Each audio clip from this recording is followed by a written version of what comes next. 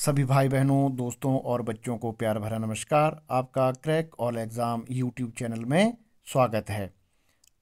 आज की वीडियो में हम पढ़ने वाले हैं भारत शासन अधिनियम 1858 की मुख्य मुख्य विशेषताएं। वीडियो शुरू करूं इससे पहले कृपया करके चैनल को सब्सक्राइब कर लें, वीडियो को लाइक करें और शेयर करें ताकि इस प्रकार की वीडियो आपको आगे भी मिलती रहें और आप अच्छी अच्छी वीडियो पढ़ते रहें, सुनते रहें। तो भारत शासन अधिनियम 1858, ये जो भारत शासन अधिनियम 1858 था, यह एक महत्वपूर्ण कानून था जो 1857 के स्वतंत्रता संग्राम या सिपाही विद्रोह के बाद ब्रिटिश संसद ने बनाया था। ब्रिटिश संसद द्वारा बनाए गए कानून क्या थे?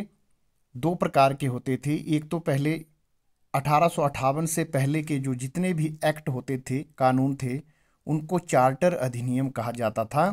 लेकिन 1858 और इसके बाद के जितने भी अधिनियम आए उन्हें भारत शासन अधिनियम के नाम से जाना जाता है। तो ये जो 1858 का अधिनियम था, यह भारत के शासन को अच्छा बनाने वाला अधिनियम के नाम से जाना जाता है। और यह क्वेश्चन कई बार पूछ लिया गया है कि भारत के शासन को अच्छा बनाने वाला अधिनियम कौन सा है? तो 1858 का भारत शासन अधिनियम। 1858 के भारत शासन अधिनियम ने क्या किया? भारत पर जो पहले कंपनी शासन करती थी, ईस्ट इंडिया कंपनी शासन करती थी, इसके हाथों से भारत का शासन ब्रिटिश क्राउन के हाथों में सौंप दिया गया। और जितनी भी शक्तियां थी, चाहे वो रेवेन्यू से संबंधित, राजस्व से संबंधित शक्तियां थी, चाहे वो शासन करने से संबंधित, चाहे और सैनिक शक्तियां थी, सारी शक्तियां ब्रिटिश क्राउन के हाथों में चली गई।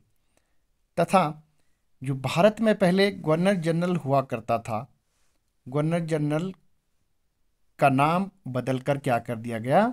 भारत का वायसराय कर दिया गया। मोस्ट इंपॉर्टेंट प्रश्न है, बहुत बार पूछा गया कि गवर्नर जनरल का पद नाम बदलकर भारत का वायसराय किस अधिनियम के तहत किया गया है? तो भारत शासन अधिनियम 1858 के तहत। और भारत के जो प्रथम वायसराय बने वो बने Lord Canning. Most important question है, याद रखेंगे। भारत के प्रथम वायसराय कौन बने? लॉर्ड कैनिंग बने। साथ ही साथ 1858 के जो अधिनियम था, इसने क्या कर दिया? जो द्वैध शासन प्रणाली थी उसको क्या कर दिया? समाप्त कर दिया। द्वैध शासन प्रणाली होती है जिसमें प्रशासन को दो भागों में बांट दिया गया था। एक जो बोर्ड ऑफ डायरेक्टर्स थे, वे क्या करते थे? कंपनी के व्यापारिक मामले देखते थे। और बोर्ड ऑफ कंट्रोलर क्या करते थे? ईस्ट इंडिया कंपनी के राजनीतिक मामलों को देखा करते थे। तो इस प्रकार से क्या शासन हो बन गया? ये द्वैध शासन कहलाया। बोर्ड ऑफ डायरेक्टर्स की नियुक्ति 1774 के रेगुलेटिंग एक्ट के अनुसार की गई थी और बोर्ड ऑफ कंट्रोलर की स्थापना करी गई थी पिट्स इंडिया एक्ट 1784 में। तो इस द्वैध शासन को समाप्त कर दिया गया। बहुत बार पूछा जाता है कि द्वैध शासन प्रणाली को समाप्त कब किया गया? तो 1858 के भारत शासन अधिनियम के द्वारा। अगर प्रश्न बदली करके पूछ लिया जाए कि भारत में द्वैध शासन प्रणाली की स्थापना कब की गई थी, तो 1784 के पिट्स इंडिया एक्ट के द्वारा। दोनों प्रश्न याद रखेंगे। द्वैध शासन की शुरुआत पिट्स इंडिया एक्ट 1784 और द्वैध शासन का अंत कब कर दिया गया? भारत शासन अधिनियम 1858 के तहत 1858 में। नेक्स्ट है कि इस अधिनियम ने क्या किया? भारत में एक नए पद की स्थापना कर दी, भारत के राज्य सचिव के रूप में। और जो भारत का राज्य सचिव बनाया गया, इसे भारतीय प्रशासन में भारत पर प्रशासन करने का क्या दिया गया, संपूर्ण नियंत्रण दे दिया गया, इसको पूरी शक्ति प्रदान की गई थी।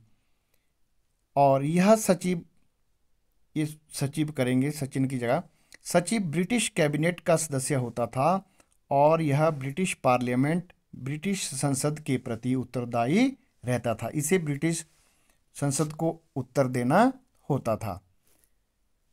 तथा ये जो भारत सचिव था, इसकी सहायता के लिए 15 सदस्यीय एक परिषद का गठन किया गया। 15 सदस्यों की एक परिषद बनाई गई जो क्या थी, एक सलाहकार समिति थी, और परिषद का अध्यक्ष बनाया गया, भारत सचिव को बनाया गया था। इसके साथ ही ये टाइपिंग एरिया 1858 के कानून का प्रमुख उद्देश्य प्रशासनिक मशीनरी में सुधार था, जिसके माध्यम से इंग्लैंड में भारतीय सरकार का अधीक्षण और उसका नियंत्रण हो सकता था। तो इसने भारत में प्रचलित शासन प्रणाली में कोई भी विशेष परिवर्तन नहीं किया गया।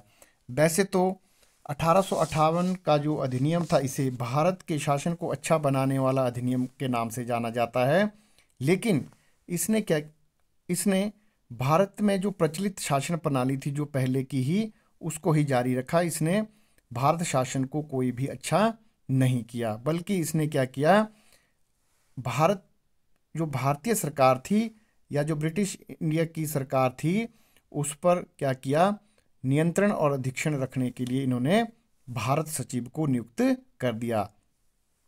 और साथ ही इन्होंने मुगल पद को क्या कर दिया, समाप्त कर दिया गया, क्योंकि हमारे जो अंतिम बादशाह बहादुर शाह जफर थे, इन्होंने क्या किया था, जो भारत के जो क्रांतिकारी थे, जिन्होंने 1857 की क्रांति की थी, क्या किया था, बहादुर शाह जफर ने इन क्रांतिकारियों का नेतृत्व किया था। इसलिए इन्होंने क्या कर दिया, अब मुगल पद को भी समाप्त कर दिया, इनके सम्राटों का पद समाप्त कर दिया। एक क्विक रिवीजन कर लेते हैं ताकि हमें बार बार वीडियो पढ़ने की ज़रूरत ना पड़े। 1857 के स्वतंत्रता संग्राम के बाद या सिपाही विद्रोह के बाद 1858 का भारत शासन अधिनियम बनाया गया। 1858 का अधिनियम भारत के शासन को अच्छा बनाने वाला अधिनियम के नाम से जाना जाता है, प्रसिद्ध है। भारत का शासन कंपनी से लेकर क्या कर दिया गया, ब्रिटिश क्राउन के हाथों में सौंप दिया गया और सारी शक्तियां भी क्राउन के पास चली गई। और गवर्नर जनरल का पद नाम बदलकर भारत का वायसराय कर दिया और लॉर्ड कैनिंग प्रथम वायसराय बने। बोर्ड ऑफ डायरेक्टर्स और बोर्ड ऑफ कंट्रोलर को क्या कर दिया, खत्म कर दिया, समाप्त कर दिया गया। और साथ ही इसके क्या हो गया, द्वैध शासन प्रणाली का भी अंत हो गया। एक नया पद सृजित किया गया जिसे भारत सचिव का नाम दिया गया, जिसके पास भारतीय प्रशासन पर संपूर्ण नियंत्रण की शक्ति निहित थी, उसके पास संपूर्ण शक्ति थी, और यह ब्रिटिश कैबिनेट का सदस्य हुआ करता था और ब्रिटिश संसद के प्रति ही उत्तरदायी भी था। भारत सचिव की सहायता के लिए एक 15 सदस्यीय परिषद का गठन किया गया, जो सलाहकार समिति थी, और परिषद का अध्यक्ष बनाया गया भारत सचिव को। 1858 के कानून का प्रमुख उद्देश्य प्रशासनिक मशीनरी में सुधार था, जिसके माध्यम से इंग्लैंड में भारतीय सरकार का अधीक्षण और उसका नियंत्रण हो सकता था। इसने भारत में प्रचलित शासन प्रणाली में कोई विशेष परिवर्तन नहीं किया गया, अपितु इसको क्या कहा जाता था, भारत के शासन को अच्छा बनाने वाला अधिनियम कहा जाता था। तथा 1858 के अधिनियम ने क्या कर दिया, मुगल सम्राट का पद भी समाप्त कर दिया गया, क्योंकि मुगल सम्राट बहादुर शाह जफर ने भारतीय क्रांतिकारियों का 1857 के विद्रोह में क्या किया था, नेतृत्व किया था, क्रांतिकारियों को लीड किया था। तो ये थी भारत शासन अधिनियम 1858 की प्रमुख विशेषताएं। इसके बाहर कुछ भी नहीं पूछा जाएगा, क्यों, और इसी से ही आपके प्रश्न बनने वाले हैं। तो अगर आपको वीडियो पसंद आई हो तो कृपया करके चैनल को सब्सक्राइब कर लें, वीडियो को लाइक करें और शेयर करें। Thanks for watching. मिलते हैं अगली वीडियो में। तब तक के लिए जय हिंद, जय भारत।